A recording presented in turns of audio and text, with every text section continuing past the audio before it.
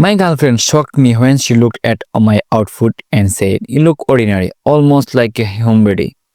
I'm embarrassed to be seen with you," and laughed to myself and said nothing because she had no idea about my real life. Later, I showed up at her company gala wearing a custom suit worth more than her car. Her eyes widened as astonishment, and even her boss was asking why she had never mentioned that I was a fashion designer. Dear friends, please subscribe to my channel and boost my motivation. Thank you. I'm 28 and I would been with Natal for about 8 months now. We met at a coffee shop where she was complaining loudly to her friend about how hard it was to find quality men in the city. I thought she was beautiful, confident, maybe a little sharp around the edge, but I like that. I approached her, we hit it off, and things moved pretty quickly after that. Here's the thing, nobody knew about me, including Natal. I'm not just some regular guy working a boring desk job.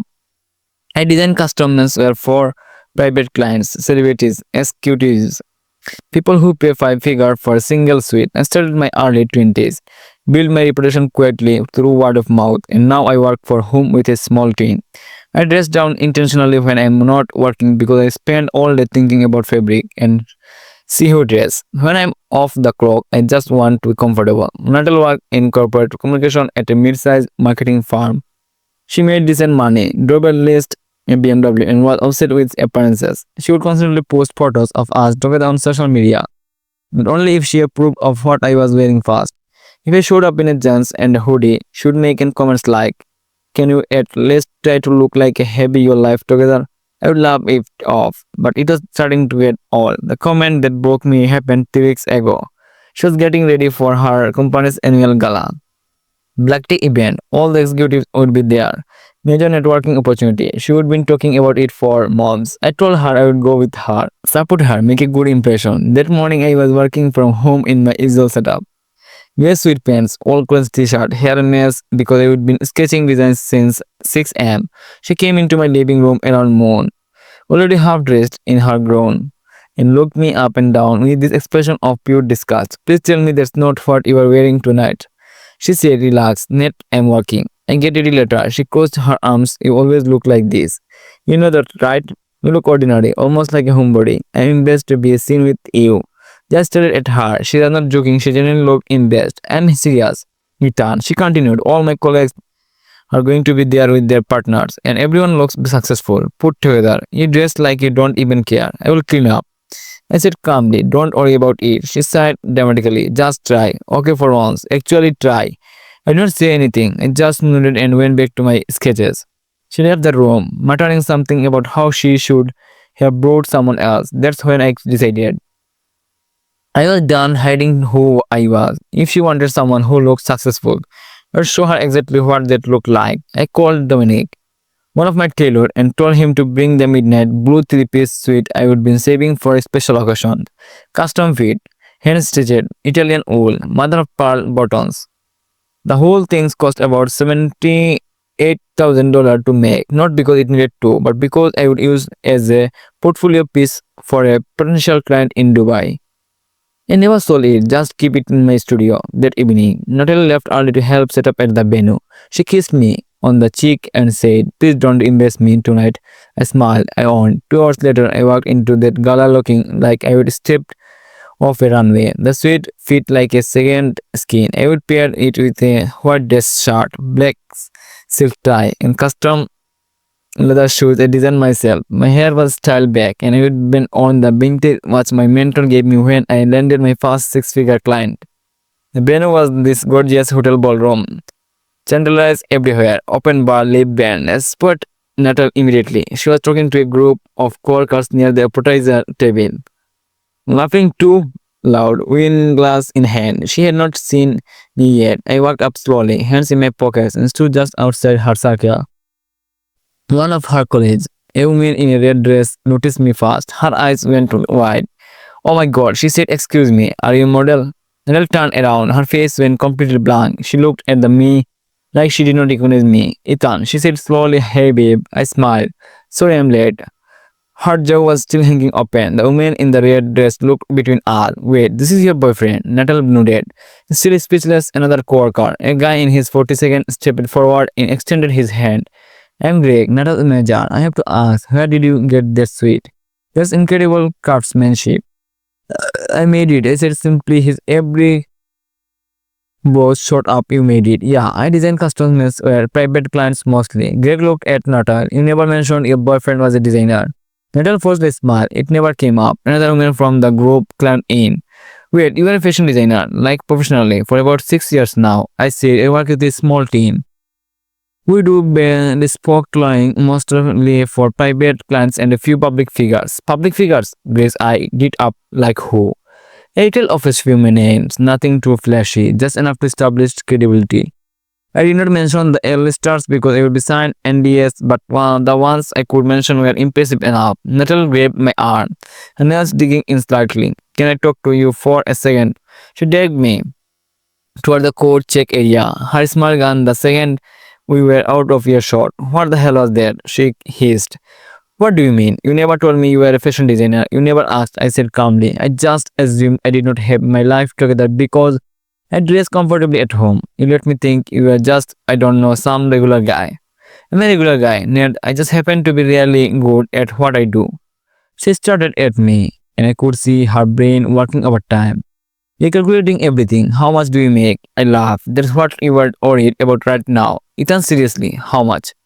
Enough, I said, more than enough. She opened her mouth to say something else, but Greg appeared behind her, grinning like a kid on a Christmas. Sorry to interrupt, he said, but I have to introduce you to someone. What's CEO Richard? He is obsessed with custom suites. He would love to meet you. Natal's face went pale. The CEO, yeah, come on, Ethan. This will just take a second. I followed Greg back into the ballroom, Natal trailing behind us like a lost puppy. Richard turned out to be this silver-haired guy in his 60s. Warm handshake, genuine smile. We talked for 20 minutes about tailoring, fabric choosing, the differences between English and Italian cards. He asked for my card, said he would be looking for a new tailor since his old one retired. Natal stood next to me the whole time, smiling stiffly, clearly trying to insert herself into the conversations. At one point, she said Ethan's so talented. I always tell him he should show off his work more. I did not contradict her, but I did not agree either. I just let her sit in the discomfort of her own lie, upbeat one. The gala ended around midnight. Natas was quiet the entire drive back to my place. When we got inside, she finally exploded. Why did not you tell me? She demanded. Tell you what? That you are successful, that you make custom suites for celebrities, that you are not just some somebody. I finished for her. She flinched. I don't mean it like that. Yes, you did. I sat down on the couch, closing my tie. You will be spent at most making comments about how I dress, how I don't look put together, how you are in best to be seen with me. You thought I was beneath you. That's not fair, is not it? I looked at her. You judge people based on appearances. Nat, you always behave. The second you found out I had money and connections, it changed your tune completely. She sat down next to me, tears forming. I'm sorry, I did not know. You should not have had to know. I said quietly, you should have respected me regardless. She cried for a bit, apologized over and over. Promise you would do better. I wanted to believe her. Part of me still cared about her. But something felt broken a bit too. Things were well for about a week after the gala. Natal started acting differently. Nicer, more attentive, but also calculating. She would ask questions about my clients, my income, how much certain pieces sold for. She started posting more photos of us together, making sure to tag me and everything, calling me her talented boyfriend in captions. Then I found out why. One of my clients, Barnieka, is a lifestyle influencer with about 2 million followers. She ordered a custom blaze for an event and came by my studio to pick it up. While she was there, she mentioned seeing Natal's Instagram. Your girlfriend tags you a lot. Barnica said casually she would meet me asking if I would collaborate with her on some post. Mentioned in design my outfit. My stomach dropped. See what? Yeah, she said she could introduce us, give me a discount on future pieces if I helped boost her social media presence.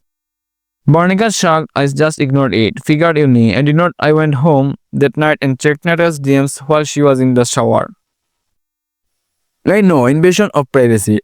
But I had a feeling, sure enough, she would message at least 5 of my clients, trying to leverage my work for her own networking. Some of them had responded politely, others had blocked her. When she came out of the bathroom, I was sitting on the bed with her phone in my hand. What are you doing? She asked, paging, using my name to climb social ladders. I said, really? Not. Her face went red. I was just trying to help your career. You were trying to help your own. She grabbed the phone from me. You are overreacting. I'm done. I said simply, we are done. She started at me. You are breaking up with me over this. I'm breaking up with you because you don't respect me. You never did.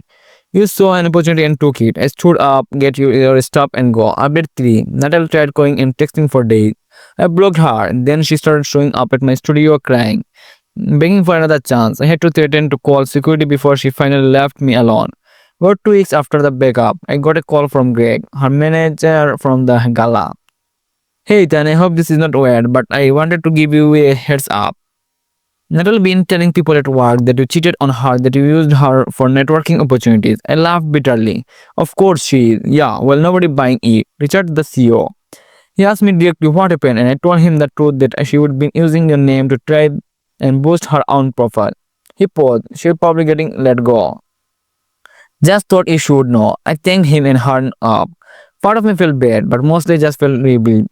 Final update, it's been about a month since everything went down. Natal did get fired. Apparently, her behavior bothered some company policy about using personal relationship for personal gain. Last I heard, she moved back to her hometown. I'm doing fine, better than fine. Actually took on 3 new clients, including Richard, the CEO. Business is good. I'm not dating anyone right now. I think I need time to figure out what I actually want in relationship. Someone who believes me for who I am, not what I can do for them. Someone who does not need me to prove my worth with a $78,000 suite. Funny thing is, I still dress like a homebody most days. Sweatpants and old t-shirt, messy hair. The difference now, I didn't feel like I have to apologize for it.